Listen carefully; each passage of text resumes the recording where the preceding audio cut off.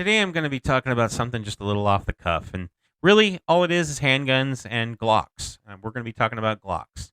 So let's just dive right in.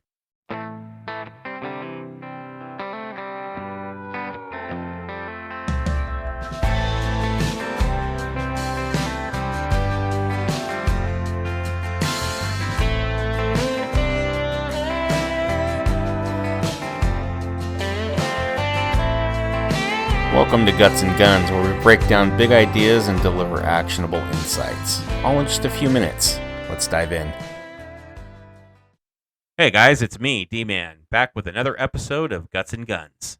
So I know that most of you out there have a firearm or are thinking about a firearm, and you guys have your specific brand that you'll swear by, you'll die with, whatever. I'm not that way, and I never have been, and I never will be. And the reason I say that is because any firearm that goes bang when it's supposed to is a good firearm. And I don't think anyone should be judging a firearm based upon a name.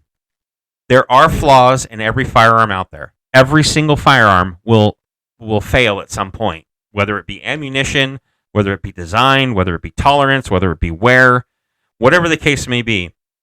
Firearms will fail. They're machines, especially if they're not well taken care of. So they'll fail sooner if they're not taken care of well. And some of them will fail even sooner, even if you do take care of them well.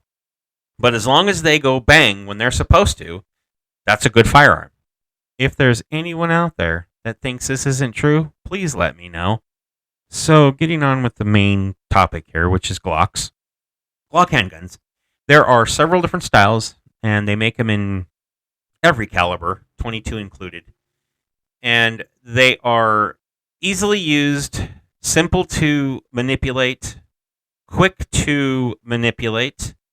They are durable and reliable. And I'm going to say, I have not seen very many Glocks go bang when they weren't supposed to. I'm going to say the thousands and thousands and thousands of guns that are sold every year, Glock is definitely a number one seller, period. And there's a reason for that. So you can argue all you want that a Sig Sauer or a 1911 is a better firearm. You can argue all you want that any of these are better, Ruger, whatever, Smith & Wesson. I believe that Glock will actually win hands down. I know. There's going to be a lot of haters out there for me saying this. I understand that. I totally get it. There are good, great, awesome firearms out there. They do and will perform very well. I'm not going to lie to you. I do not carry a Glock myself. I carry a Ruger. And it's funny that I say this, but I've had malfunctions with that Ruger many times over. And that's nothing to squawk about. I'm just saying that happens. Now, I've fired a lot of Glocks in my time, and I've been around a lot of Glocks in my time, and I've been around a lot of Smith & Wessons and Sig Sauers, and you name it, I've been around it. At some point or another, I have actually shot probably most of them. So, do they handle well? Absolutely. Are they worth the money? I don't know, because I don't shoot them enough, probably. But I will tell you this. I would not buy, if I'm going to conceal carry, I'm going to buy my first, pistol. I'm not going to sit there and tell you, hey, buy a Sig Sauer for $800 or $900 when you can get a Glock for $400 or $500, $600 max.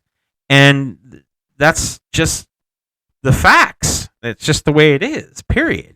You cannot beat the price for the durability and the reliability of that firearm.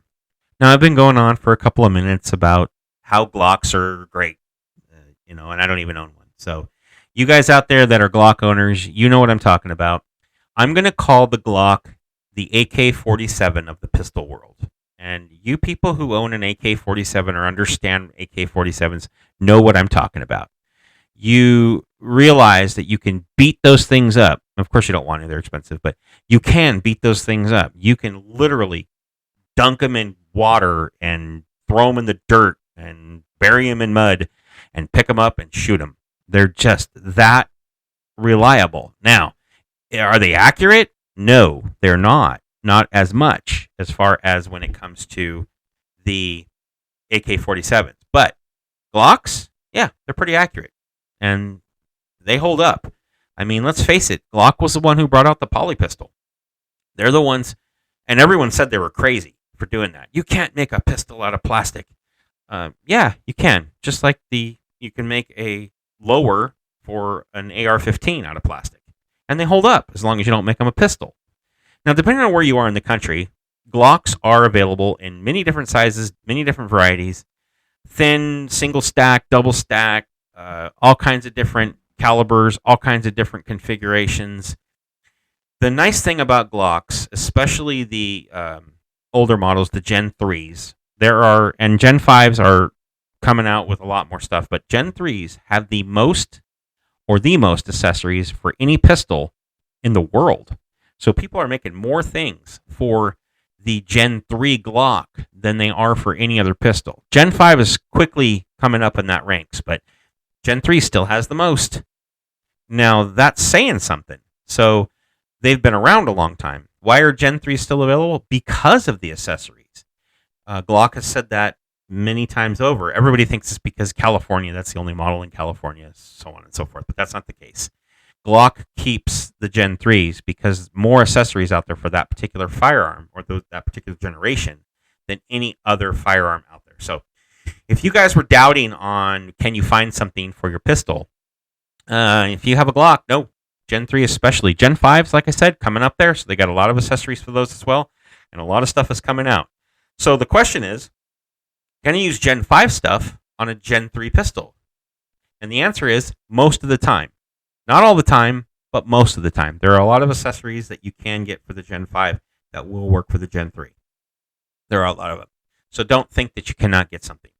The mags for the Gen 5s will work for the Gen 3s. It's just a double notch for the Gen 5, but you cannot use the Gen 3 mags for the Gen 5 pistol.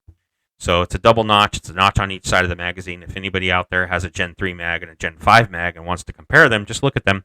You'll see on the sides, left and right, on the front of the magazine, on the front facing of the magazine, there's a notch on both sides for the Gen 5. And then there's some differences between like the 43s, the single stack, obviously, versus the double stack. Or I guess you can call it a single stack. It's kind of like a side single stack. It's a little bit more than a single stack. When I think of a single stack, I think of a 1911. And a 1911 actually has a true single stack magazine. The 43 is a little off to the side, left and right, as it goes up. And they actually do alternate. It kind of goes left and right slightly. I don't know if you've ever looked at them, but there you go. It's not really a true, what I would consider a true single stack. But then again, I am kind of an old school guy, and I do like 1911s, and I do own a 1911. So that being said, I would like to challenge anybody out there to tell me that a Glock isn't a great pistol when it comes right down to it. If you're going to compare it to anything else as far as failures, as far as parts, as far as capabilities, as far as accuracy, as far as reliability, all those things are important. And I believe that the Glock has that on most other pistols as far as the wide range of ammunition that's out there. Now, you might have a 6-hour that has never failed. You might have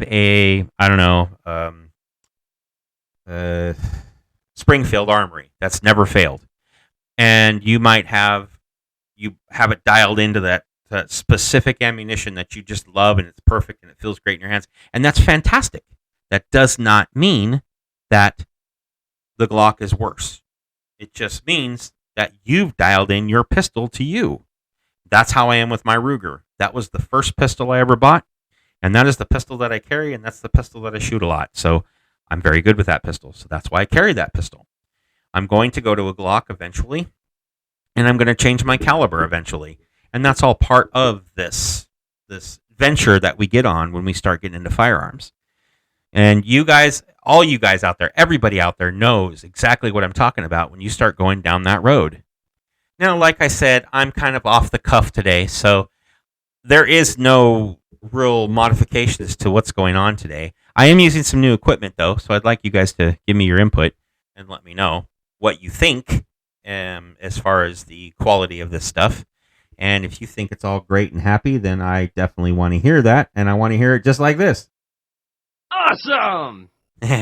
So that's kind of my stuff that I'm working on right now. So if you guys are thinking that I am crazy for the Glock Talk, let me know. I'd like to hear that as well.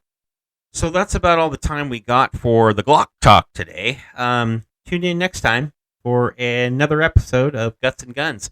Hopefully you guys enjoyed this, and please leave some comments for us. We appreciate them.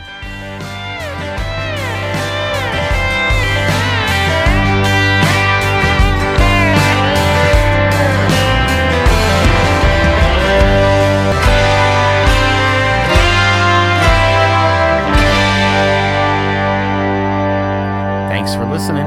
Stay curious, keep learning, and we'll see you next time.